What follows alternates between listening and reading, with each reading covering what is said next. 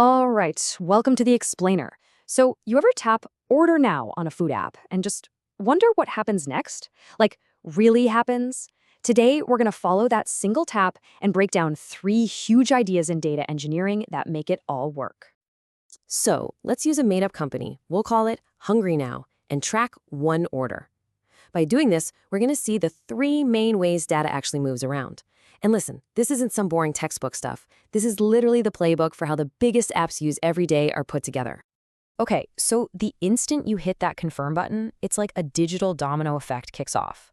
We call this the real-time rush, and it's exactly what it sounds like. The system has zero time to waste.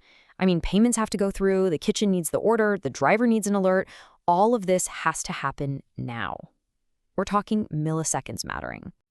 And the technology behind this is called streaming. The best way to think about it is it's not a leak of data that you come back to later. Nope, it's a constantly flowing river. Every single piece of data, every event gets processed the second it happens. Because, things like your payment clearing, that can't wait. It's absolutely critical.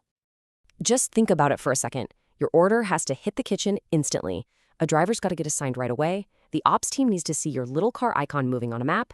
And behind the scenes, the system's got to check for fraud in a blink. All of that's streaming in action. And for the engineers out there, this is where tools like Apache Kafka or AWS Kinesis come in. They're basically the superhighways built for this nonstop, super important data traffic. So yeah, streaming gives you this incredible, right this second power. But, and there's always a but, that power isn't free. These systems are way more complex to build, they cost more to keep running, and you have to be watching them like a hawk 24/7 to make sure not a single important event slips through the cracks. All right, so your order's on the way. And what do you do? What we all do, right? You pop open the app again, maybe to track the driver, or maybe you're already thinking about your next order and browsing the menu. Well, every time you do that, you're kicking off a totally different kind of data process. This one's called on-demand data access, and it's the total opposite of streaming. See, streaming is always pushing data at the system. On-demand, on the other hand, pulls data, but only when it's asked for. The whole system is basically just sitting there, waiting for you, the user, to ask a specific question so it can go find the answer. So, when you search for, say, all the vegan places nearby, or you pull up your order history to see what you got last Tuesday, your app is making something called an API call. You can just think of it like your app is sending a little text message to the server that says, "Hey, can you please send me just this one thing right now?" The system grabs only that piece of info, and that's what makes the app feel so snappy and responsive. And that's the trade-off, right? On-demand is absolutely perfect for the user experience. It's lightweight, it's fast for those specific questions. But you would never use it to try and analyze millions of orders all at once. It's like using a scalpel. It's precise, but it's not for heavy lifting. It's not a sledgehammer. Okay, fast forward. Your food arrived, it was delicious, and you're chilling out for the night. But for the data engineers back at Hungry Now, well, their biggest job of the day is just getting started. It's time for what we call the nightly roundup. And this heavy lifting, this is where batch processing comes in. With batch, the whole game changes. We're not worried about speed anymore, not at all. Now it's all about one thing. How do we chew through massive, massive amounts of data as efficiently as possible, all in one go, on a predictable schedule? So picture this. It's 2 a.m., hardly anyone is using the app. A scheduled job just kicks on. It goes out, grabs every single completed order from the entire day, cleans up all the messy data, and then loads it into a giant data warehouse. And a data warehouse is just a special kind of database built for analysis, not for running a live app. This is the stuff that fuels all the business reports for the next day. And tools like Apache Airflow, they're like the orchestra conductor, making sure all these big, nightly jobs run perfectly. The big win here is pretty obvious, right? Batch processing is hands down the cheapest and simplest way to deal with huge piles of data. But what's the catch? Well, it's slow. The data you're looking at is always old, hours old at least.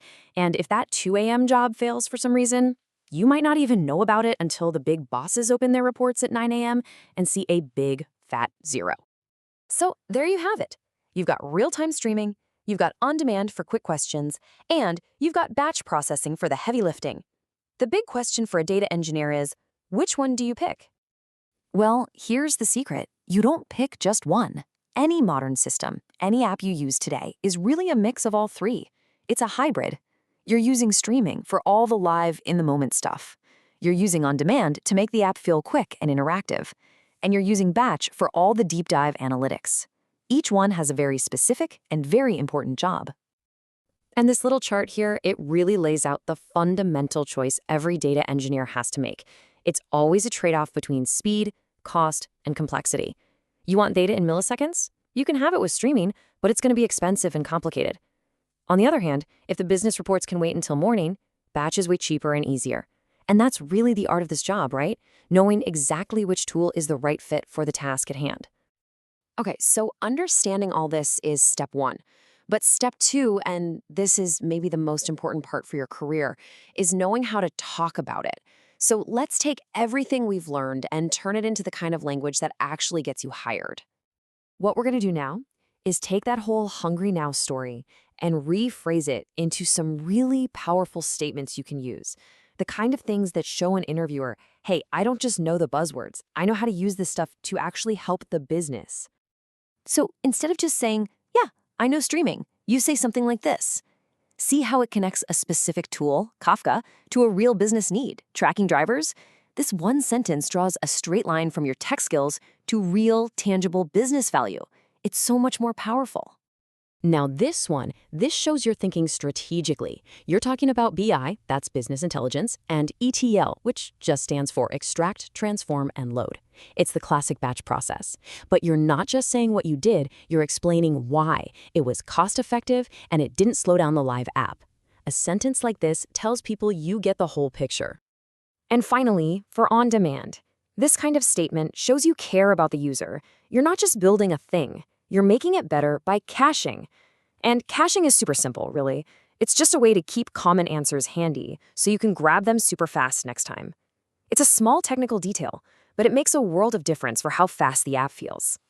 Which kind of brings us to our last big question. As real-time streaming gets cheaper and easier to use, what happens to slow data? I mean, does the good old batch process just fade away, or does it just change its job? That's one of the most interesting challenges for data engineers right now, as they figure out what the future of data looks like. Thanks so much for tuning into this explainer.